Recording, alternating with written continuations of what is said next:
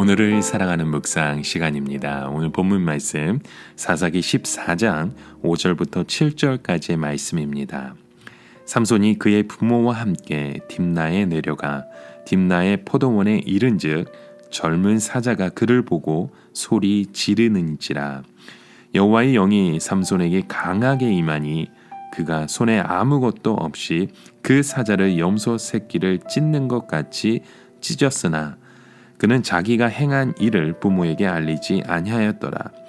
그가 내려가서 그 여자와 말하니 그 여자가 삼손의 눈에 들었더라. 오늘날 저희가 하나님의 은혜를 받고 나면 때로는 외로운 우리의 모습을 겪을 때가 있습니다. 그 이유는 우리가 걸어가는 길이 세상 사람들과의 그 길과 완전히 다른 길이기 때문이죠. 우리는 그 좁은 길을 걸어가야 됩니다. 그래서 하나님의 백성들은 다른 사람들에게 이해되지 않을 때가 많고 철저하게 외톨이의 모습일 때가 참 많습니다. 그런데 이때 하나님께서 우리에게 놀라운 체험을 주셔서 우리가 혼자가 아니며 하나님께서 함께 하신다는 것을 체험케 하실 때가 참 많습니다. 오늘 본문에 나온 삼손도요, 이 딥나에 결혼식을 하러 가면서 하나님의 그 특별한 능력을 체험하게 되었죠. 이것은 어려운 처지에 있었던 삼손에게 아주 귀한 체험이었습니다. 오늘 보면 5절에 말씀하죠. 삼손이 그의 부모와 함께 딥나에 내려가 딥나의 포도원에 이른즉 젊은 사자가 그를 보고 소리 지르는지라 라고 말씀합니다. 자, 삼손이 결혼을 준비하러 딥나로 내려가는 중에 이 포도원에 다다랐을 때 젊은 사자를 만나게 되었습니다. 그러나 아무리 젊은 사자라고 하지만 사자는 맹수이고 얼마든지 사람을 죽일 수 있는 그 사자의 무서운 동물입니다. 그런데 삼손이 사자를 보았을 때 갑자기 하나님의 성령이 임하는 것을 체험했습니다. 그래서 사자가 전혀 무섭지 않았고 오히려 큰 힘이 느껴졌던 것이죠. 그래서 삼손은 사자에게 덤벼들어서 맨손으로 그 사자를 찢어 죽였습니다. 이것은 삼손에게 있었어도 엄청난 일이었죠. 삼손은 마음속에 뜨거운 열정이 있었지만 이것이 자기의 힘으로 나타나리라고는 생각하지 못했기 때문입니다. 그동안 삼손은 이스라엘 백성들에게 거부당하고 혼자서 블레셋 사람들 속으로 들어갈 때에 두려움을 느꼈었을 것입니다. 그런데 하나님께서 사자를 맨손으로 찢어 죽이는 체험을 통해서 이 결혼식을 기뻐하시며 삼손이 생각하고 있는 것이 하나님의 뜻인 것을 보여주신다고 생각했죠.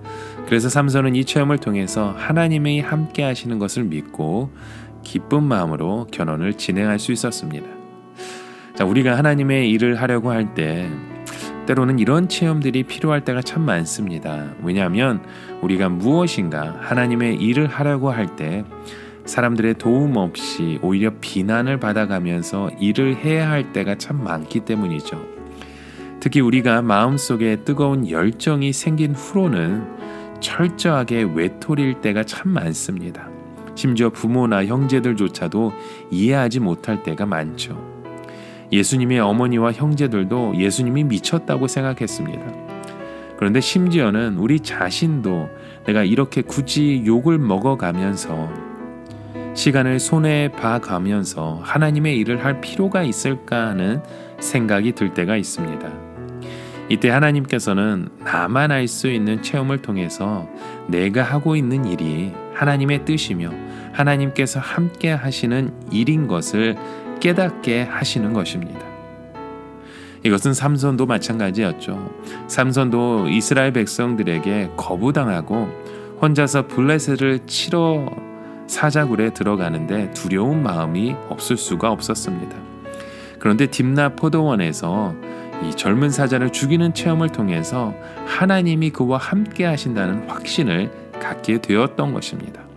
그런데 그 이후에 바로 이 체험이 삼손에게 유혹이 되었던 것입니다. 하나님이 함께 하심을 믿고 또 그 일이 잘 되니까 조금씩 방심하기 시작했던 것이죠. 삼손이 계속해서 바짝 긴정하고 있었다면 그는 하나님의 말씀을 지키기 위해서 애를 썼을 것입니다. 그런데 삼손의 마음이 느긋해져 갔던 것입니다. 즉 하나님이 함께 하시는데 이것은 괜찮다는 식으로 그렇게 작은 불순종이 그의 삶을 얽매어 가고 있었던 것입니다.